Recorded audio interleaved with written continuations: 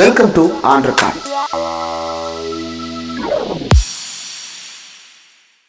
Welcome to ஆண்ட்ரகான். இன்றைக்கு நம்மோடு நேர்காணலுக்காக சிறப்பு விருந்தினராக பத்திரிகையாளர் திரு ஆர்கே அவர்கள் இணைந்திருக்கிறார். அவர்களுக்கு சார் வணக்கம் சார். வணக்கம். ஈரோடு கிழக்கு இடைத்தேர்தல் புறக்கணிப்பு அப்படின்ற செய்தி அதிமுகவும் புறக்கணிப்பு, பாஜக, தேசிய ஜனநாயக கூட்டணி அனைவரும் புறக்கணிப்பு, விஜயும் அதில் புறக்கணித்திருக்கிறார். அது குறித்து கடுமையான விமர்சனத்தை நீங்க உங்களுடைய ட்விட்டர்ல பதிவு செஞ்சிருந்தீங்க சார்.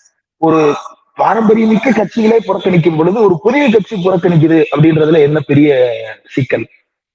இல்ல, நிச்சயமா அது லாஜிக்கலான ஒரு கேள்வியாக தான் நான் பார்க்கிறேன். பட் அதுல என்ன ஒரு சிக்கல் வருதுன்னு பாத்தீங்கன்னா, இதுல ரெண்டு விஷயம் இருக்குங்க. ஒண்ணு வந்து விஜயனுடைய கட்சியினுடைய இன்னைக்கு இருக்கின்ற விஷயம். அதாவது அவர் ஜூன்லயே சொல்லிட்டாரு, நாங்க வந்து 2026 சட்டமன்ற தேர்தல் தான் நாங்க எதிர்கொள்வோம், வேற ஒரு தேர்தலையும் நாங்க நிக்க போறது இல்லை அப்படின்னு ஒரு விஷயம் சொல்லியிருக்காரு என்று கூறுகிறார்கள். ஆமா, அது சொல்றதுதான். அதாவது இப்போ உங்களுக்கு வந்து திடீரென்று ஒரு பை எலெக்ஷன் வரும் என்றோ, இல்லை என்றால் ஒரு ஈவிகே சிலங்கோவன் வந்து இறந்து போவார் என்றோ உங்களுக்கு ஜூன்ல தெரியாது. டிசம்பர்ல இறக்கின்ற விஷயம் வந்து உங்களுக்கு ஜூன்லயோ இல்லை செப்டம்பர்லயோ தெரிய வேண்டிய அந்த அவசியம் கிடையாது, வாய்ப்பும் கிடையாது. இதுதான் உண்மை நிலையா இருக்கிறது. அப்போ இப்படி ஒரு ஆப்பர்ச்சுனிட்டி அதை வந்து பிரசன்ட் பண்ணுது. அது என்ன மாதிரி ஆப்பர்ச்சுனிட்டி பண்றது? எப்படி எம்ஜிஆருக்கு வந்து 1972 திண்டுக்கல் ஒரு ஆப்பர்ச்சுனிட்டி வருதோ, ஏறத்தாழ அதே மாதிரி ஒரு ஆப்பர்ச்சுனிட்டி தான் வருது. இல்ல அந்த தேர்தலுக்கு இந்த தேர்தலுக்கு நிறைய வித்தியாசம் இருக்கிறது. ஏன் யாரு சொன்னாங்க அந்த தேர்தலில் வந்து பணம் செலவழிக்கலன்னு? திண்டுக்கல் எதிர்த்து இடைத்தேர்தலில் வந்து எம்ஜிஆருக்கு எதிராக வந்து பணம் செலவழிக்கவில்லை என்று யார் சொன்னாங்க? அன்றைக்கும் காசு கொடுத்தாவும் இருந்தாங்க. அன்னைக்கு வந்து ₹1 2 கொடுத்துட்டு இருந்தாங்க. இன்னைக்கு வந்து 1000 2000 கொடுத்து கொண்டிருக்கிறார்கள். ஆட்டு மந்தை வரி மக்களை வச்சுக் கொண்டிருக்கிறார்கள் என்று சொல்றதெல்லாம் வந்து அது வந்து உண்மைக்கு புறமான செய்தியாக தான் இருக்கும். அண்ணாவே கூறியிருக்கிறார் தன்னுடைய தேர்தலில், காஞ்சிபுரம் தேர்தலில் வந்து அவர் தோக்கிறதுக்கு முன்னால் அவர் கூறியிருக்கிறார், 5 ரூபா நீங்க வேணா வாங்கிக் கொள்ளுங்கள், ஆனா நீங்க வந்து சத்தியம் பண்றதுல சத்தியம் பண்ணி கொடுங்க, ஆனா வாக்குகள் மட்டும் எனக்கு போடுங்க. அது இன்னும் சொல்ல போனா ஒரு இடத்துல அண்ணா சொல்லியிருக்காரு, அந்த படத்தை தொடும்போது உங்களுக்கு அருவருக்க வேண்டும், பூச்சிப்பட வேண்டும் என்றெல்லாம் பேசியிருக்கிறார். அந்த பேச்சுகள் வந்து இன்னைக்கு வெளிநாடால இருக்கிறது. அப்போ அந்த அளவுக்கு வந்து அண்ணாவுடைய தேர்தல் நாம் வந்து 50களிலும் 60களிலும் பார்க்கின்ற விஷயம் தான். அந்த படம், ஓட்டுக்கு படம் என்பது அப்போ இருந்து ஆரம்பிக்கின்ற விஷயம் தான். இன்று நேற்று ஆரம்பிச்சது கிடையாது. குறிப்பாக இடைத்தேர்தலில் வந்து ஆளுங்கட்சி தான் ஜெயிக்கும் என்றதெல்லாம் நமக்கு தெரிஞ்ச விஷயமா தான் இருக்கிறது. ஆனா என்ன மாதிரி ஆப்பர்ச்சுனிட்டி அவர் நழுவு விடாருன்னு பாருங்க. அதாவது ஒரு அரசியல் கட்சி என்றால் அது வந்து ஒரு ரிஜிட் அமைப்பா இருக்க முடியாது. திமுக வந்து டிசைட் பண்ணுது, நாங்க வந்து தமிழ்நாடு என்று தனி நாடுக்காக தான் நாங்க வந்து போராடி கொண்டிருக்கிறோம் என்று ஒரு கருத்தை வந்து திமுகனுடைய அந்த ஃபவுண்டிங் இதுல இருக்கு, கான்ஸ்டிடியூஷன்ல இருக்கு. அதன் பிறகு என்ன ஆகுது? சைனா போர் வருது. சைனா போர் வந்த உடனே அண்ணாவுக்கு மிக தெளிவாக தெரிகிறது, இந்த ஸ்டாண்ட்ல இருந்தாலும் நம்மளை வந்து பார்ட்டி வந்து பேன் பண்ணிடுவாங்க அப்படின்ற அந்த கருத்தின் அடிப்படையில் வந்து அவர் அப்படியே மாத்துறாரு. அந்த சூழ்நிலைக்கு ஏற்ப மாறுறதுதான் ஒரு கட்சி. நீங்க இப்பதான் ஆரம்பிச்சிருக்கீங்க, நீங்க மாறவே மாட்டீங்கன்னு சொல்றதுன்னா அது வந்து நிச்சயமாக ஒற்றுக்கொள்ள முடியும். கட்சியாக நீங்க இருக்கலாம், ஆனா நீங்க வேஸ்டா போயிருவீங்கன்னு தான் என்னுடைய வாதமா இருக்கிறது. இது ஒரு பக்கம். அடுத்ததாக மக்களுக்கு என்ன சாய்ஸ் இருக்கு அந்த இடத்துல? இப்போ நாம் தமிழர் கட்சி விரும்பி ஓட் பண்றது ஒரு 8% பேர் 10% பேர் இருப்பாங்கன்னு வைத்துக் கொள்ளலாம், அதுல மாற்றுக்கிறது இல்லை. அதே அங்க சுப்புலட்சுமி நினைக்கிறேன், அவங்க தான் மறுபடியும் போட்டியிட்டு கொண்டிருக்கிறார்கள். அவங்களுக்கு ஒரு சின்ன ஒரு செல்வாக்கு இருக்கிறதுக்கு வாய்ப்பு இருக்கிறது. அது நல்ல ஒரு ஸ்ட்ராட்டஜியாக பார்க்கிறேன். ஒரே தேர்தலில் ஒரே தொகுதியில வந்து ஒரே நபரை, அதே நபரை வந்து மறுபடியும் நிக்க வரதுல அது ஒரு யுக்தி இருக்கு. சின்ன கட்சிகளுக்கு, இல்லை என்றால் ஜெயிக்காத கட்சிகளுக்கு அது ஒரு யுக்தி இருக்கு என்று எடுத்துக்கொள்ளலாம். ஆனால் அதை தாண்டி வந்து இன்னைக்கு மக்களுக்கு என்ன சாய்ஸ் கொடுக்குறீங்கன்னு கேட்கிறேன். விஜய் வந்து நாளைக்கு அரசியலுக்கு வரப்போறேன் என்று வந்துட்டேன் என்று கூறுகிறார். இல்லை என்றால் நீங்க வந்து 2026 தேர்தலுக்கு சற்று முன்பே வந்து நீங்களுடைய கட்சியை வந்து ஆரம்பித்திருக்க வேண்டும். கட்சி ஆரம்பிச்ச பிறகு நீங்க வந்து சில விஷயங்கள்ல வந்து நீங்க கமெண்ட் அடிக்கிற பிறகு அதன் பிறகு எனக்கு தேர்தல் நிக்க மாட்டேங்குன்னு சொன்னா என்ன அர்த்தம் எனக்கு புரிய மாட்டேங்குது. அப்போ அங்க ஒரு ஆல்டர்னேட்டிவ் கொடுக்கறதுக்கு முதல் முறையாக வந்த ஒரு கட்சி வந்து தன்னுடைய அந்த கடமையை ஆற்ற மறுக்கிறது என்பதுதான் நான் பார்க்கிறேன். அது எதற்காக மறுக்கிறார்கள்? அதாவது விஜயனுடைய இமேஜுக்கு வந்து, இல்லை என்றால் கட்சியினுடைய இமேஜுக்கு வந்து ஒரு பாதிப்பு வரக்கூடாது என்ற அடிப்படையில் தான். இப்ப ஒரு படுதோல்வி அடைச்சிட்டாங்க, ஒரு 30,000 ஓட்டு 40,000 ஓட்டு தான் அவருக்கு வந்து பாத்தீங்கன்னா அது படுதோல்வியாகத்தான் பார்க்க வேண்டியதா இருக்கிறது. ஆனால் இன்று இருக்கின்ற மனப்பான்மையை கூட, மக்களுடைய மனப்பான்மையை கூட அவர்கள் வந்து சிந்திக்க முடியாத ஒரு இலசனையா இருக்கிறாங்க. இப்ப கம்யூனிஸ்ட் கட்சிகள் எவ்வளவு போராட்டம் பண்ணி கொண்டிருக்கிறது.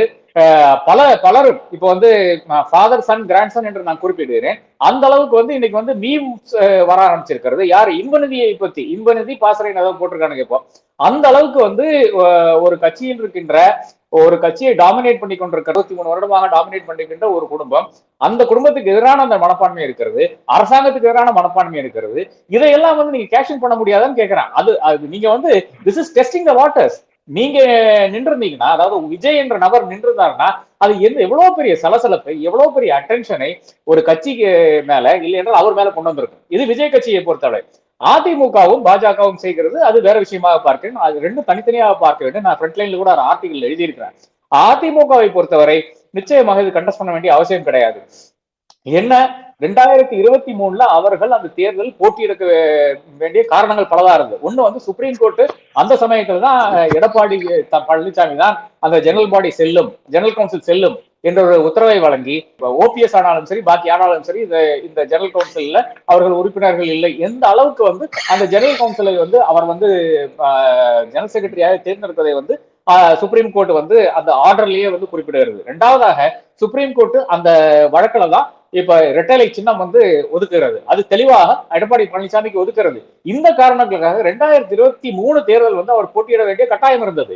அப்புறம் அதை தாண்டி நிச்சயமாக எனக்கு எவ்வளவு செல்வாக்கு இருக்கிறது, ஈரோடு தொகுதியில் எவ்வளவு செல்வாக்கு இருக்கிறது என்று அந்த வெஸ்டர்ன் பெல்ட், நான் இருக்கின்ற வெஸ்டர்ன் பெல்ட் நிச்சயமா அது காட்ட வேண்டிய ஒரு கட்டாயம் வந்து எடப்பாடிக்கு இருக்கிறது. படுதோல்விதான். அப்படி இருந்தால் கூட அவர்களுக்கு ஒரு வாக்கு இருக்கிறதை வந்து நாம் மறுக்க முடியாது. அது 2023 ப்ரூவ் ஆயிடுச்சு. 2025 பிப்ரவரியில் நிற்க வேண்டும் என்றால் அதற்கு ஒரு பெரிய அமௌண்ட் செலவாகும். அது வந்து அதிமுகவை பொறுத்தவரை தேவையில்லாத விஷயம். எப்படி விக்கிரவாண்டி புறக்கணித்தார்களோ திமுகவும் செய்கின்ற விஷயம் தான். அதாவது ஒரு எஸ்டாப்ளிஷ் கட்சி அது சில காரணங்களுக்காக சொல்லுது, இன்னும் வேண்டாம்னு சொல்லுது. ஆனால் அந்த கட்சிகள் வந்து இப்ப திமுக ஆனாலும் சரி அதிமுக ஆனாலும் சரி தேர்தல் களத்தை கண்டு பயந்து ஓடவில்லை. விஜய் தான் சொல்லியிருக்கிறார், தேர்தல் களத்தை கண்டு பயந்து ஓடி இருக்கிறார் என்பதுதான் என்னுடைய நிரசனமான குற்றச்சாட்டா இருக்குது. அதுதான் நிரசனமான உண்மையாக இருக்க முடியும். கடைசியா பிஜேபி வந்து 2013க்கு பிறகு முதல் முறையாக ஒரு தேர்தலை வந்து புறக்கணிக்கிறார்கள். இது எனக்கு வியப்பு தாங்க முடியவில்லை. ஏனென்றால் இந்த கட்சி வந்து தேர்தலில் வந்து தேர்ந்த கட்சி. அதாவது எப்படியெல்லாம் ஒரு தேர்தல் ஜெயிக்க முடியுமோ என்னெல்லாம் யுக்திகள் யூஸ் பண்ணி, அது நேரான வழியா இருக்கட்டும் குறுக்கான வழியா இருக்கட்டும் என்ன வழியா இருந்தாலும் அந்த வழிகள் எல்லாம் யூஸ் பண்ணி ஒரு ஹரியானா தேர்தலையும் மகாராஷ்டிரா தேர்தலையும் எனக்கு தெரிஞ்ச இந்த பார்ட்டி வந்து மோடியுடைய பாஜக ஒரு தேர்தலை புறக்கணிச்சு கிடையாது. they have never sat out an election. அந்த மாதிரி ஒரு கட்சி இன்னைக்கு வந்து இந்த ஒரு அவலத்துக்கு தள்ளப்பட வேண்டும் என்றால் அதுக்கு காரணம் இன்றைக்கு இருக்கின்ற தமிழ்நாடு பாஜக.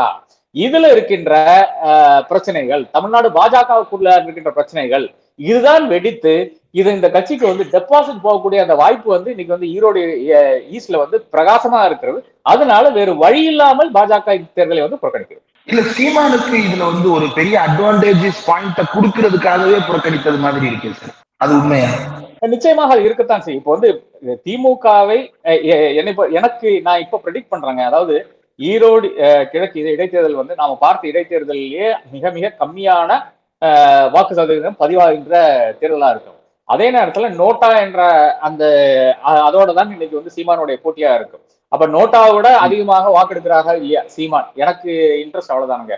அது நோட்டாவோட சீமான் வந்து அதிகமாக வாக்கெடுத்தால் நிச்சயமாக சீமானுக்கு வந்து தமிழகத்தில் மவுசு அதிகமா இருக்கிறது என்றதுதான் நான் பார்ப்பேனே தவிர திமுகவுக்கு எதிராக ஒரு போட்டி சீமான் பண்ணுவாரெல்லாம் நான் எதிர்பார்க்கவில்லை. ஏனென்றால் திமுகவுக்கு நிகராக நீங்க வந்து தேர்தல் பணி ஆற்ற முடியாது.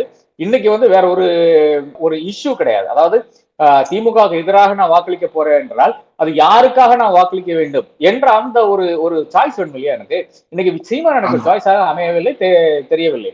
அதே மாதிரி தான் பல மக்களும் இருக்கிறாரு, பல தரப்பு மக்களும் இருக்கிறார்கள். அவர் வந்து சீமானுடைய பேச்சுக்களை கேட்டுக்கொண்டுதான் இருக்கிறார். ஆம், உண்மைதான். பெரியார் வந்து பல விஷயங்கள்ல வந்து முன்னுக்கு பின் முரணாக பேசியிருக்கிறார். பெரியாரினுடைய பேசினது அனைத்து பேச்சுக்களையும் வந்து பொதுதளத்தில் விட வேண்டும் என்றால் நீங்க எதுக்கு வேணாலும் ஆர்கியூ பண்ணக்கூடிய அந்த தன்மை இருக்கின்ற விஷயங்கள் தான் பெரியாரினுடைய வர்க்கங்கள் இருக்கும் என்பதெல்லாம் உண்மைதான். ஆனால் அதை வந்து இப்ப ஒரு தமிழகத்தினுடைய தந்தை என்று நாம் பேசுகின்ற ஒரு மனிதரை வந்து அந்த அளவுக்கு கொச்சியாக பேச வேண்டிய அவசியம் இருக்கா என்ற அந்த கேள்வி நிச்சயமா இருக்கிறது. அதை நீங்க ஈரோட்ல போய் நின்று விட்டு பெரியாருக்கு எதிராக பேசினீங்கன்னா அந்த மக்களுக்கு வந்து நிச்சயமாக ரசிக்க மாட்டார்கள். அப்போ சீமானே தன்னுடைய அந்த இம்பார்ட்டன்ஸையும் அந்த அந்த தமிழ் தேசியத்துல நீங்க பயணிக்கும் போது நிச்சயமாக பெரியாரை புறக்கணித்து நீங்க வந்து பயணிக்க முடியாது என்றுதான் ஒரு உண்மை நிலையா இருக்கிறது.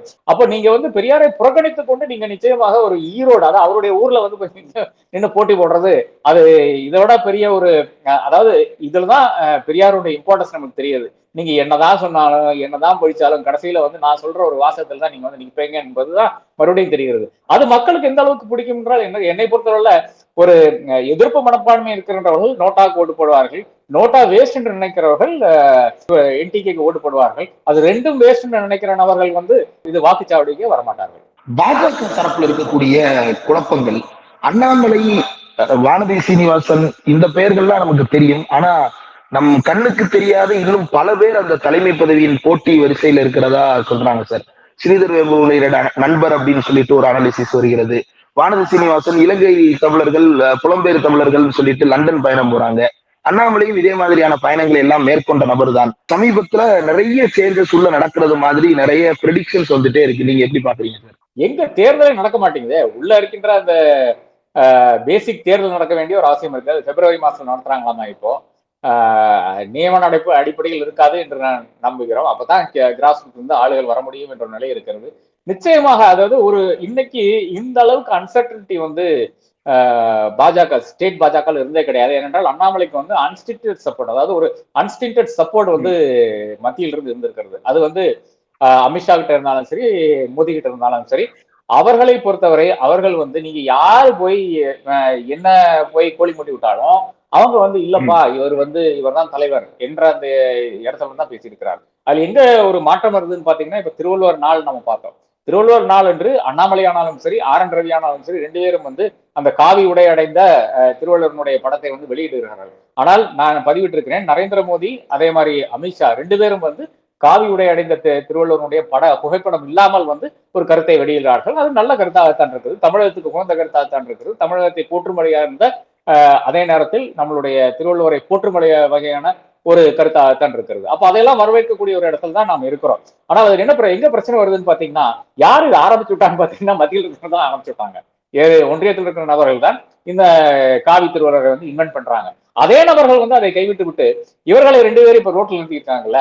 அப்ப அந்த அளவுக்கு தான் இவங்களுக்கு இங்க சப்போர்ட் இருக்கு. RN ரவிக்கு ஆனாலும் சரி, அதே நேரத்தில் அண்ணாமலைக்கு ஆனாலும் சரி இருக்கிற சப்போர்ட்னு பாத்தீங்கன்னா, அவர்களுடைய அந்த ட்வீட்டை வந்து ரீட்வீட் பண்ணவில்லை, டேக் பண்ணி தான் போட்டிருக்காங்க, அவ்வளவு ரீட்வீட் பண்ணவில்லை.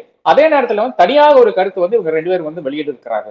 அதை தாண்டி அதை ஒட்டி வந்து இப்ப அடுத்த ஒரு விஷயம் நடந்திருக்கிறது. ஜாஃப்னால வந்து மன்மோகன் சிங் காலத்துல கட்டப்பட்ட அந்த ஜாஃப்னா கல்ச்சரல் சென்டர் என்ற நிறுவனத்துக்கு வந்து திருவள்ளுவனுடைய பேரை வந்து நேற்றைய தினம் சூற்றி அதை வந்து வெளியிட்டார்கள். நான் அந்த படத்துல போய் ரொம்ப ஜூம் பண்ணி பார்த்தேன். அதுல பார்த்தா ஒரு பிரான்ஸ் இல்லைன்றால் பிராஸ் திருவள்ளுவர் மாதிரி தான் இருக்கிறாரே தவிர அதுல காவி திருவள்ளுவர் கிடையாது. அப்ப அந்த அளவுக்கு மத்திய அரசாங்கம் வந்து சென்சிட்டிவா இருக்கிறது. ஏனென்றால் காவி திருவள்ளுவர்களை வந்து எஸ்டாப்ளிஷ் பண்ண வேண்டும் என்றால் ஜாஃப்னா கல்ச்சரல் சென்டர்ல தாராளமாக செய்திருக்கலாம். நாம் ஒண்ணுமே சொல்ல முடியாது. அது இங்க ஒரு நாட்டில் நடக்கிற விஷயம். அந்த நாடும் ஒண்ணும் சொல்லாது. அதானிக்கு எதிராகவே ஒரு குரல் கொடுக்காத ஒரு நாடு வந்து நிச்சயமாக ஒரு திருவள்ளுவருக்கு நீங்க காவி சாத்தினாலும் சரி, கருப்பு சாத்தினாலும் சரி ஒன்றும் சொல்ல போறதில்லை என்ற ஒரு நிலைதான் அவர்கள் எடுப்பார்கள். அப்ப அப்படி இருக்கின்ற ஒரு நாட்டில் கூட அவர்கள் வந்து இந்த சென்சிட்டிவிட்டியை, தமிழகத்தினுடைய சென்சிட்டிவிட்டியை கருத்தில் எடுத்துக்கொண்டு, குறிப்பாக திராவிட மக்களுடைய சென்சிட்டிவிட்டியை கருத்தில் எடுத்துக்கொண்டு அவர்களுடைய ஒரு நடவடிக்கை எடுக்கிறார்கள். ஆனால் அந்த ஒரு சென்சிட்டிவிட்டி வந்து இங்க ஒரு அண்ணாமலைக்கோ RN ரவிக்கோ கிடையாது. இப்போ அண்ணாமலைக்கு RN ரவிக்கும் இருக்கின்ற அந்த டிஃபரன்ஸே கொலாப்ஸ் ஆயிடுது இல்லையா? ரெண்டு பேரையும் ஏறத்தால ஒரே கல்ல அடிக்கிற மாதிரி இருக்குது. அப்ப இவர்கள் ரெண்டு பேரும் வந்து ஒரு ஏதோ இருக்கிறாங்க, அதனால வந்து நம்ம தள்ளிவிட முடியாது என்ற ஒரு நிலையில் இருக்கின்ற நபர்களா இருக்கிறாங்க. என்னை பொறுத்தவரை வந்து நான் முன்னாடி சொன்ன அதே விஷயம்தான், அண்ணாமலையை மாற்றக்கான அந்த வாய்ப்பு கிடையாது. ஏனென்றால் தலைமையில் அந்த பொறுப்பில் இருக்கக்கூடிய அந்த ஒரு தன்மை இருக்கின்ற நபர் வந்து இன்னும் கண்ணுக்கு மாற்றவில்லை. என்னை பொறுத்தவரை நம்ம முன்னாடி சொன்ன அதே விஷயம்தான், நாகேந்திரனை தவிர வேற யாரும் இந்த இன்று இருக்கின்ற பாஜகவில் அந்த தகுதி, அந்த தலைமை தகுதிக்கு வரக்கூடிய அந்த ஒரு வாய்ப்பு கிடையாது. இல்லை என்றால் தகுதி கிடையாது என்று எடுத்துக்கொள்ளுங்கள். என்றால் ஒரு கட்சியை நடத்த வேண்டும் என்றால் அது ஏதோ உங்களுடைய ஒரு டீ ஷாப் நடத்துற மாதிரி கிடையாது. அதுல எவ்வளவோ நுணுக்கங்கள் இருக்கிறது. ஒரு பிசினஸ் கிடையாது. அப்போ ஒவ்வொரு இடத்துலயும் நீங்க வந்து இப்ப அண்ணாமலைலாம் அது முடிய மாட்டேங்குது. அவர் பண்ண மாட்டேங்கிறார். அந்த விஷயங்கள் எல்லாம் ஒண்ணும் பண்ண மாட்டேங்கிறார். தன்னை முன்படுத்திக் கொள்ளக்கூடிய அந்த விஷயங்கள் மட்டும்தான் செய்கிறாரே தவிர அதை தாண்டி ஒண்ணுமே செய்யவில்லை என்றுதான் உண்மை நிலையா இருக்கிறது. அதனாலதான் கட்சிக்கு இவ்வளவு தொய்வு வருது. அவருக்கு நல்ல செல்வாக்கு பல இடங்கள்ல இருக்கிறது, சோசியல் மீடியாவில் நல்ல செல்வாக்கு இருக்கிறது. இன்னைக்கு மறுபடியும் சோசியல் மீடியாவுக்கு வந்திருக்கிறார். அதாவது நம்ம மறந்து விட்டோம். ஒரு காலத்துல வந்து இவர் வந்து இங்கிலாந்துக்கு போனோம்னா அனைவரும் மறந்து விட்டார்கள். ஒரு 3 மாசம் வந்து அண்ணாமலையா யாருன்னு கேட்கிற அளவுக்கு போயிடுச்சு. அதன் பிறகு வந்து முல்ல பில் பண்ணி ஆகஸ்ட் 2024 இருந்த அந்த ரேஞ்சுக்கு வந்து இப்ப வந்திருக்காரு என்று எடுத்துக்கொள்ளலாம். அப்போ அதுதான் அண்ணாமலையினுடைய ஒரு விஷயமா இருக்கிறது. ஆனால் அண்ணாமலையை மாற்ற மாட்டார்கள். 2026 தேர்தல் வரை அவரை வச்சுதான் இப்ப வந்து அவர்கள் வந்து தேர்தல்கள் காணுவார்கள். ஒரே ஒரு பிரச்சனை தான், அண்ணாமலை வைத்துக் கொண்டு எடப்பாடி பழனிசாமி வந்து ஒரு அலையன்ஸுக்கு முற்படுவாரா என்ற கேள்விதான் பாக்கி இருக்கிறது. விஜய் தரப்புல இருந்து முதல் முறையா மக்களை சந்திப்பதற்காக நாளைக்கு பரந்தூர் ஏர்போர்ட்டுக்கு அவங்க போறதா செய்தி வந்திருக்கிறது சார். இந்த மக்களை முதல் முறையாக நேரில் சந்திப்பது, இதை எப்படி பாக்குறீங்க? என்னங்க மக்களை முதல் முறையாக சந்திக்கிறது? இது என்னது சினிமா ஷோவா என்ன? பிரீமியருக்காக வந்து போய் பனையூர்ல நிக்கிறாரா? ஏங்க போக வேண்டிய இடம் ஈரோடு கிழக்குங்க, அங்க போய் நிக்க சொல்லுங்க. நான் கேக்குறேங்க, இவர் வந்து ஈரோடு கிழக்குல போய் நின்னு தினம் ஒரு தெருவுல போய் நின்னா அங்க தேர்தல் நடக்கிறதுக்கு அஞ்சுவாங்க. திமுக வந்து ஏதோ கம்ப்ளைண்ட் கொடுத்துருவோம். அந்த அளவுக்கு வந்து இவர் வந்து அந்த மாற்றத்தை கொண்டு வரக்கூடிய நபரை வந்து இன்னைக்கு இங்க போய் நின்று என்ன பிரயோஜனம் கேட்கிறேன். அங்க ஒரு ஏர்போர்ட் வர வேண்டி இருக்கிறது. அது நீங்க என்னதான் செஞ்சாலும் வரத்தான் போகுது. மத்திய அரசாங்கம் மாநில அரசாங்கம் வந்து ரெண்டு பேரும் ஒரே கருத்தில் தான் இருக்கிறார்கள். அதானி தான் பில் பண்ண போறாருன்னு நினைக்கிறேன், எனக்கு தெரியாது. பட் நான் இப்பவே சொல்றேன், அதானி தான் பில் பண்ணுவாருன்னே வச்சுக்கலாமே. அப்போ அந்த அளவுக்கு இருக்கின்ற ஒரு இடத்துல வந்து நீங்க போய் எதுக்கு என்ன ப்ரொடெஸ்ட் பண்ண போறீங்கன்னு எனக்கு புரியல. எல்லா கட்சிகளும் வந்து எதிராகத்தான் இருக்கிறது. அதிமுக எதிராக இருக்கிறது, பாஜகவை தவற இருக்கின்ற, திமுகவை தவற இருக்கின்ற அனைத்து கட்சிகளும் வந்து இந்த ஏர்போர்ட் தேவையான்னு கேட்குது. என்னை பொறுத்தவரைக்கும் அது ஒரு உண்மையான ஒரு நிலையாகத்தான் நான் பார்க்கிறேன். இந்த ஏர்போர்ட்டினுடைய விரிவாக்கம் தாராளமாக செய்யலாம். அந்த பக்கம் வந்து பல்லாவரம் கண்டோன்மெண்ட் இருக்கிறது, நம்மளுடைய இப்ப இருக்கிற கரண்ட் ஏர்போர்ட்டுக்கு. இந்த பக்கம் வந்து ஆஃபீஸர்ஸ் ட்ரைனிங் அகாடமி இருக்கு. இது ரெண்டு பேரும் இந்த ரெண்டு இடமே எதுக்கு நகரத்துல இருக்குன்னு எனக்கு புரிய மாட்டேங்குது. மத்திய அரசாங்கம் சற்றே ஒத்துழைத்தால் இந்த ரெண்டு இடத்தையும் தூக்கிட்டு தாராளமாக அலாக்காக அங்க அடுத்த டெர்மினல்ல பில் பண்ணிடலாங்க. இதுல ஒன்றும் பிரச்சனையே கிடையாது. அது ஏன் இவ்வளவு பெரிய ஒரு இது எடுத்துன்னு போய் அங்க சிட்டிக்கு வெளியே ஒரு 60 கிலோமீட்டர் வெளியே, அதுல குறிப்பாக வருகின்ற பல பிரச்சனைகள் இருக்கிறது, இன்க்ளூடிங் இது நம்மளுடைய மெட்ரோ ரயிலினுடைய பிரச்சனை இருக்குது. 60 கிலோமீட்டர் போட்டுருவீங்களா நீங்க ஏர்போர்ட் ஒர்க்? 10 வருஷம் நீங்க போட்டுருவீங்களா? இங்கேயே முக்கி போட முடியல. ஷோலிங்கல் ரோடு மட்டும் இன்னும் போட முடியல, பில்லர் தான் இன்னும் வந்திருக்கிறது என்றுதான் உண்மை நிலையா இருக்கிறது. அப்ப அதுல போய் நீங்க ப்ரொடெஸ்ட் பண்றதுல ஒரு பெரிய ஒரு அர்த்தம் நான் காணவில்லை. அதாவது ஒரு மேஜர் ப்ராஜெக்டுக்கு எதிராக ப்ரொடெஸ்ட் பண்றாரு. எதுக்காக ப்ரொடெஸ்ட் பண்றான்னு இருக்கு இல்லையா? தலித் மக்களினுடைய ரைட்ஸ்க்காக ப்ரொடெஸ்ட் பண்ணவில்லை, இங்கிருந்த நலிந்த மக்களினுடைய பிரச்சனைக்காக ப்ரொடெஸ்ட் பண்ணவில்லை. ஏதோ எவனோ பயணிக்கின்ற ஒரு ஏர்போர்ட்டுக்காக கொஞ்சம் இது அக்ரிகல்ச்சர் லேண்ட் போகும் என்ற ஒரு நிலை இருக்கிறது, வெட்லேண்ட்ஸ் தான், அதெல்லாம் பிரச்சனை தான், அதற்காக ஒரு ப்ரொடெஸ்ட் பண்றாரு. அதாவது இதுல இந்த ப்ரொடெஸ்ட்லயே ஒரு சொபிஸ்டிகேஷன் பாருங்களேன்.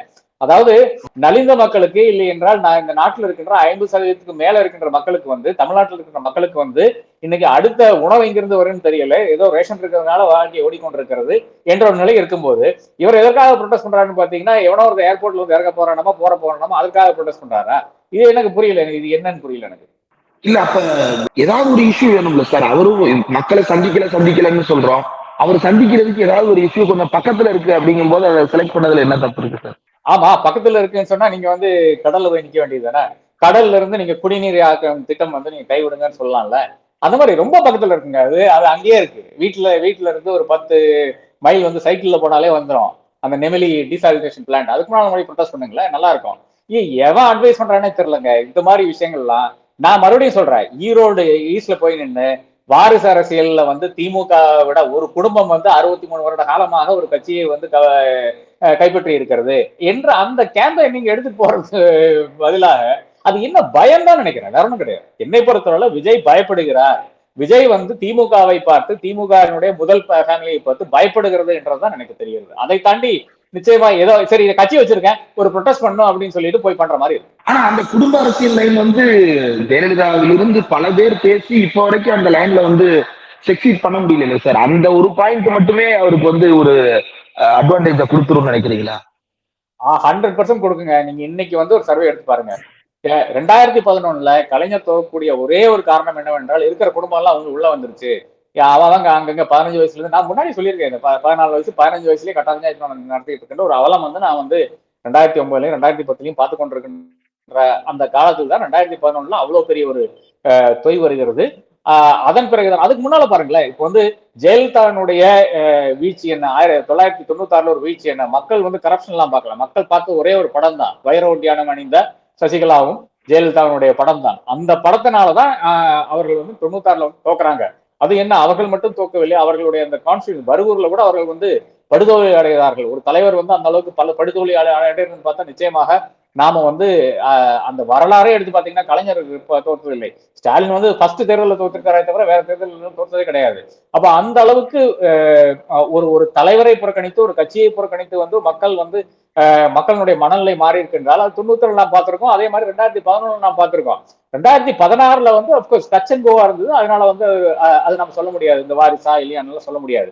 2021 நம்ம வந்து வெறுப்புனால எடப்பாடி பழனிசாமி தன்னுடைய கட்சியை கொண்டு போய் பாஜகவிடம் அடமானம் வைத்திருக்கிறார் என்ற காரணத்துக்காகத்தான், ஒரு நெகட்டிவ் ரீசனுக்காகத்தான் திமுக அதிகாரத்துக்கு வருது. 2006லயும் ஒரு நெகட்டிவ் ரீசனுக்காகத்தான் திமுக அதிகாரத்துக்கு வருகிறது. 96லயும் ஒரு நெகட்டிவ் ரீசனுக்காக தான் திமுக அதிகாரத்துக்கு வருது. அப்ப இன்னைக்கு அந்த நெகட்டிவிட்டி ஃபுல்லாக இன்னைக்கு வந்து திமுக மேலதான் இருக்கிறது. அதை எப்படி கையாளுகிறார் மு.க.ஸ்டாலின் என்ற அடிப்படையில் தான் நிச்சயமாக அடுத்த தேர்தல் இருக்கும் என்று நான் கருதுகிறேன். அந்த தேர்தலை ஒட்டித்தானே நீங்க பயணிக்க வேண்டும். அந்த தேர்தலை ஒட்டி பயணிக்கிறேன்னு சொல்லி போட்டு நீங்க வந்து இங்க ஒரு அப்ப சரி, இங்க பரந்தூர்ல ஒரு இஷ்யூ இருக்குங்க, சரிங்க, நீங்க வந்து ப்ரொடெஸ்ட் பண்ணிருக்கீங்க. தூத்துக்குடியில போய் ப்ரொடெஸ்ட் பண்ண போறீங்களா?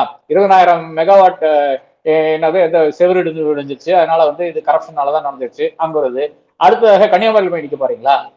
அனல் மின் நிலையம் படகுது, மக்களுடைய வாழ்வாதாரம் பாதிக்கப்படுகிறது, அதனால அங்க போய் நிக்க போறீங்களா? தாவரமறையில் இருக்கிற கழிவுகள்லாம் கலக்கிட்டு இருக்காங்க, அங்க போய் நிக்க போறீங்களா? இல்ல ஊட்டியில போய் நிக்க போறீங்களா? இது மாதிரி ஒரு 1000 இஷ்யூஸ் இருக்கு தமிழ்நாட்டுல. இந்த 1000 இஷ்யூஸ் வந்து டீல் பண்றதுக்காக உங்களுடைய குழுக்கள் தான் அதை செய்ய வேண்டும். அதாவது உங்களை சார்ந்த நபர்கள் தான் அதை செய்ய வேண்டும் தவிர நீங்கள் அதில் நின்று முன்னின்று நடத்த வேண்டிய போராட்டங்கள் கிடையாது.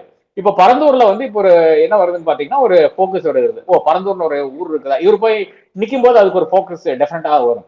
அதை தாண்டி நீங்க அதே போக்கஸ் வந்து நீங்க ஈரோடு கிழக்கு கொண்டு வந்தீங்கன்னா எவ்வளவோ அடிஷனல் அப்சர்வர்ஸை போட்டு, எங்க தேர்தல் ஆணையமே வந்து பாஜகவுடைய கையில் இருக்கிறது, பாஜகவுடைய பிரான்ச் அலுவலகமாக செயல்பட்டு கொண்டிருக்கின்ற இந்த காலத்தில் வந்து நீங்க ஈஸியா வந்து அங்க ஒரு பெரிய இம்பாக்ட கொண்டு வந்திருக்கலாம்னு சொல்றேன். அதை விட்டு போட்டு இங்க வந்து நின்று என்னத்தை பண்ணிட்டு இருக்காங்க எனக்கு புரியல. என்ன இதுன்னா அரசியல் கட்சியா இல்ல வேற என்ன எனக்கு புரியல. பொறுத்திருந்து பார்ப்போம் சார் அவருடைய அடுத்த கட்ட நடவடிக்கை என்னன்னு. நாளைக்கு வரும் பொழுது அவர் என்ன பேசுகிறார் அப்படின்றது நிறைவு செய்யலாம் நினைக்கும் போது இன்னொரு கேள்வி ஞாபகம் வருது சார். பத்திரிகையாளர்களை சந்திக்க மாட்டேங்கிறாரு. நாளைக்கு இப்ப களத்துக்கு வரும் பொழுது கண்டிப்பா நம்ம மக்கள் மைக்கோட நிற்பாங்க. அன்னைக்கு கவர்னர் மாளிகை வாசல்லே பார்த்தோம் சார், பத்திரிகையாளர்கள் வந்து பார்க்கவே கஷ்டமா இருக்குது. மைக்கையும் கேமராவையும் வச்சுக்கிட்டு ஓடுறாங்க சார் அந்த காருக்கு பின்னாடி. நின்ற மாட்டாரா, பேசிட மாட்டாரான்னு அவ்வளவு அரகண்டா அந்த கார் வந்து வேகம் எடுத்து பறக்குது சார். நாளைக்காவது பத்திரிகையாளர்களை சந்திப்பாரா? இல்ல அதுக்கெல்லாம் வாய்ப்பே இல்லைங்க. இல்ல இது அது பெரிய ஒரு டிசாஸ்டர்ல முடியும். ஏனென்றால் இப்ப பத்திரிகையாளர்கள் வந்து நாம கேட்கின்ற கேள்வி இருக்கு இல்லையா, சொல்லலாம் குதர்க்கமா கேள்வி கேட்கிறாங்க, ஒரு சார்பா கேள்வி கேட்கிறாங்க. இதெல்லாம் கடந்து வந்தவர்கள் தான். கலைஞரானாலும் சரி, ஜெயலலிதானாலும் சரி. ஜெயலலிதா வந்து பத்திரிகையாளர்ல 1-2 இஷ்யூஸ் தான் சந்திச்சிருக்கார்கள். ஆனா கலைஞரை பொறுத்தவரை இல்லை என்றால் ஒரு மன்மோகன் சிங்கை பொறுத்தவரை விட என்ன கேள்வி கேட்டாலும் அவர்கள்லாம் அதுக்கு வந்து அதை உள்வாக்கி கொண்டு அதற்கான பதிலை அளித்திருக்கிறார்கள். பதில் தெரியவில்லை என்றால் நான் வந்து கம் பேக் டு என்ற அந்த வார்த்தைகளை வந்து சொல்லியிருக்கிறார்கள். அந்த ஒரு அதுல என்ன பிரச்சனையாகுதுன்னு பாத்தீங்கன்னா, இன்னைக்கு இருக்கின்ற இந்த இன்ஸ்டாகிராம் ஜெனரேஷன்ல வந்து நீங்க அப்படி ஒரு இஷ்யூ இருக்கா, சரி நான் வந்து திரும்பி பேசிட்டு வர்றேன் அப்படின்னு சொல்லிட்டீங்கன்னா அது வந்து இன்ஸ்டா ரீலா மாறிடும், மீமா மாறிடும். இது கூட இந்த ஆளுக்கு தெரியலப்பா அப்படின்னு வந்து மாற்றி விடுவார்கள். இப்ப ரஜினி காலியானது எப்படிங்க, ஐ திங்க் உங்ககிட்டே தான் சொல்லியிருக்கேன். 2 பிரஸ் மீட், ஒன்னு தூத்துக்குடியில, ஒன்னு இங்க. அதுலதான் ரஜினியோட கரியரே காலியாகுது. அப்பதான் அவருக்கு தெரியுது. ஒரு ரியாலிட்டி செக் போது அந்த 2 பிரஸ் மீட் தான் நான் பார்க்கிறேன். அப்ப அப்படி இருந்து மொத்தமா 4-4.5 நிமிஷங்க சென்னையில, 2.5 நிமிஷம் தூத்துக்குடியில. இதெல்லாம் அவரோட கரியரே காலியாகுது. பொலிட்டிக்கல் கரியர் காலியாகுது இதுதான். நாம சொல்லலாம், நான் வந்து சொன்னதுனாலதான், அவர் வந்து சொன்னதுனாலதான், இவங்க சொன்னதுனாலதான் அப்படின்லாம் சொல்லலாம். இல்லைன்னா ஏதோ குரு வந்து உபதேசம் பண்ணாரெல்லாம் சொல்லலாம். இந்த 2 இதுல வந்து அதன் பிறகு வந்து சர்வே எடுத்து பார்க்கும்போது தெரியும் ரஜினி வந்து தேரமாட்டாருன்றது தெரியும். அவருக்கு அது தெரிஞ்சு போச்சு. அவரை சர்வே பார்த்திருப்பாரு. அதன் பிறகுதான் அவர் வந்து முடிவெடுக்கிறார். அப்ப அந்த மாதிரி ஒரு சூழ்நிலைக்கு வந்து தள்ளப்பட வேண்டுமா என்ற அந்த விஷயம் இருக்கிறது. அதை தாண்டி நாம் வந்து வேற கேள்விகள் இருக்கிறது. இப்போ வந்து மு.க.ஸ்டாலின் அன்னைக்கு வந்து ஒரு ஃபுல் ஃபிளெஜ் பிரஸ் மீட் நடத்தி இருக்கிறாரு, இல்லை என்றால் உதயநிதி என்னைக்கு நடத்தி இருக்கிறார், இந்த கேள்வி எல்லாம் இருக்கிறது. அப்ப அதற்கு எதிர்வினை என்பது இதுதான். இப்ப இன்னைக்கு என்னை பொறுத்தவரை வந்து ஒரு பிரஸ்ஸை வந்து கான்பிடண்டா ஃபேஸ் பண்ணக்கூடிய மெயின்லைன் தலைவர்னு பாத்தீங்கன்னா எனக்கு எடப்பாடி பழனிசாமி தான். நீங்க என்ன கேள்வி வேணாலும் கேட்கலாம், அவருக்கு வேண்டிய பதில் வந்து அவர் வந்து சொல்லிட்டே போயிடுவாரு என்று நான் கருதுகிறேன். திமுக இருக்கின்ற செகண்ட் லைன்ல இருக்கின்ற யார் வேணாலும் நீங்க என்ன கேள்வி வேணாலும் பதில் சொல்றதுக்கு நீங்க தயாராகத்தான் இருக்கிறார்கள். அதெல்லாம் உண்மைதான். உதயநிதியே கூட எக்ஸ்டம்போரா நிறைய பிரஸ் மீட் அவர் வந்து சந்தித்து கொண்டுதானே சார் இருக்கிறாரு. இப்போ ஏர்போர்ட்ஸ்ல அல்லது வந்து பொது இடங்கள்ல நிறைய கேள்விகள் எதற்கே அவர் வந்து சந்தித்து அவர் இயல்பா பதில் சொல்லிட்டு தானே இருக்கிறாரு இல்லையா? அது ஓகேங்க. நான் என்ன சொல்றேன்னா, உட்கார வச்சு ஒரு பிரஸ் மீட் நடத்த வேண்டும். அது என்னைக்கு நடத்தியிருக்காங்கன்னு கேட்கிறேன். பிரஸ் மீட் என்பது இப்ப மன்மோகன் சிங் வந்து விஞ்ஞான் பவன்ல நடத்தினார்களே, 1500 ஜேர்னலிஸ்ட் கொண்டு வந்து உட்கார வச்சுட்டு கேளுங்கடான்னு சொன்னார் இல்லையா, அது பிரஸ் மீட். அது ஒரு அரசியல்வாதிக்கு அழகு. நீ என்ன கேள்வி கேட்டாலும் என்கிட்ட பதில் இருக்கு. அட்வைசர்ஸ் கிட்ட தான் இருக்காங்க. அட்வைசர்ஸ் அட்வைஸ் பண்ணுவாங்க, இது குறிப்புகளை எடுத்து கொடுப்பார்கள். அதை பார்த்து படிச்சால் கூட போதும்னு சொல்றேன். அசம்பிளியில் நடக்கிற அதே விஷயம் தான். ஒரு கேள்வியை கேட்கும் போது அதற்கு வந்து நீங்க எதிர்வினை ஆட்ட முடியுமா என்ற கேள்விதான் இருக்கிறது. அது வந்து இன்னைக்கு உதயநிதி அந்த மாதிரி ஒரு ஸ்ட்ரக்சர்ட் பிரஸ் மீட் நடத்ததே கிடையாது. அதே மாதிரி மு.க.ஸ்டாலின் நடத்த கிடையாதுன்றதான் உண்மை. அவரு எதிர்கட்சி தலைவர் கூட நடத்தியிருக்காரு மு.க.ஸ்டாலின். முதல்வர் ஆனதுக்கு பிறகு நான் நடத்தினே கிடையாது. இன்னைக்கு அந்த இடத்துல எடப்பாடி பழனிசாமி மட்டும்தான் இருக்காரு. சீமான் இருக்காருன்னு சொல்லலாம். அது வந்து நம்மளையும் சேர்த்து கொச்சியா பேசுற ஒரு நபரை பத்தி நாம அந்த பேச அவசியம் இல்லைன்னு நான் கருதுகிறேன். எடப்பாடி பழனிசாமி அந்த இடத்துல இருக்கிறாரு. அது நிச்சயமாக நம்மளை கொச்சே பேசாத ஒரே ஒரு தலைவர் என்ற முறையில் அப்கோர்ஸ் மு க ஸ்டாலின் பேச மாட்டாரு. ஒரு பிரஸ் மீட் கொடுக்கின்ற தலைவர்கள் இவர் தான் நம்மளை வந்து சாட மாட்டார் என்று இருக்கிறது. அப்போ என்னை பொறுத்தவரை நிச்சயமாக விஜயனுடைய பிரச்சனை என்று பாத்தீங்கன்னா நிச்சயமாக அவர்னால் வந்து ஒரு ஃபுல் பிளெஜ்டு இல்லை என்றால் ஒரு அரை மணி நேரத்துக்கு அந்த பிரஸ் மீட் வந்து தாக்க மாட்டாங்க. அது பரவாயில்லன்னு சொல்றேன், அது பிரச்சனை இல்லைங்கிறேன். என்னை பொறுத்தளவு இவர் வந்து ஈரோடு கிழக்குல வந்து ஒவ்வொரு தெருவா வந்து நின்னாருன்னா 10 நாள் நின்னாருன்னா ஜூன் பிப்ரவரி 5ஆம் தேதி மட்டும் அங்க போய் நின்று ஓட்டு போடாதீங்கன்னு சொன்னா போதுங்க. எங்க போய் நிக்கிறது? இல்ல நோட்டாக்கு ஓட்டு போடுங்க, நோட்டாக்கு நான் கேம்பெயின் பண்றேன்னு சொல்லி போய் நின்னாருன்னா எங்க போகணும் பாருங்க. அப்படியே தேர்தல் கலவை மாறிடுங்க, ஒரு நேஷனல் போக்கஸ் அங்க வருது. அப்போ நோட்டா, அதாவது சந்திரகுமாரோட இப்ப நோட்டா வந்து ஓட்டு எடுக்குதுன்னு பாருங்களேன். ஓட்டு எடுத்துன்னா என்ன ஆக போதும்? சந்திரகுமார் ஜெயிச்சதாகத்தான் இது வரும். அதாவது தேர்தல் ஆணையத்தினுடைய விதிமுறை பகுதி சந்திரகுமார் தான் ஜெயிப்பாரு. நோட்டா முதல் இடத்துல வந்தால் கூட அதுக்கு அடுத்த இருக்கிற ஜெயிப்பாரு. நான் அப்படி ஒரு கேம்பெயின் எடுத்துட்டு போனா எவ்வளவு நல்லா இருக்கும்னு பாக்குறேன். அதாவது ஒரு அரசியல் கட்சி வந்து தன்னுடைய முத்திரை பதிக்க வேண்டும் என்றால் இந்த மாதிரி விஷயங்கள் தான் செய்ய வேண்டும். இல்லாம சும்மா ஒரு முதலமைச்சர் ஒரு போர்டை போட்டு அந்த நம்ம சிஎம் போட்டுருக்காரு இல்லையா, மு க ஸ்டாலின் போட்டுருக்கா இல்லையா, முதலமைச்சர் போர்டு இருக்கு இல்லையா, அந்த போர்டு எடுத்து வச்சுட்டாரு. அதே ஒரு முதல் பேனலிங் எடுத்து வச்சுட்டாரு. அந்த சேர் இருக்கு, அந்த சேர்ல ஒரு வந்து படம் எடுத்து அங்க பட்டியலாம் விட்டுனா என்ன அர்த்தம் கேட்கறேன். ஹலோ பிரதர், ஃபர்ஸ்ட் நீங்க அங்க வாங்க. அதுக்கு நீங்க தேர்தல் களம் காண வேண்டியது இருக்கிறது. ஈரோடு தான் அதற்கு முதல் தேர்தல் களம். அங்க வாங்க, நான் வந்து விஜய் அழைக்கிறேன். இவ்வளவு நேரம் ஒதுக்கி இந்த நேர்காணல் தந்ததற்கு மிக்க நன்றி. நன்றி.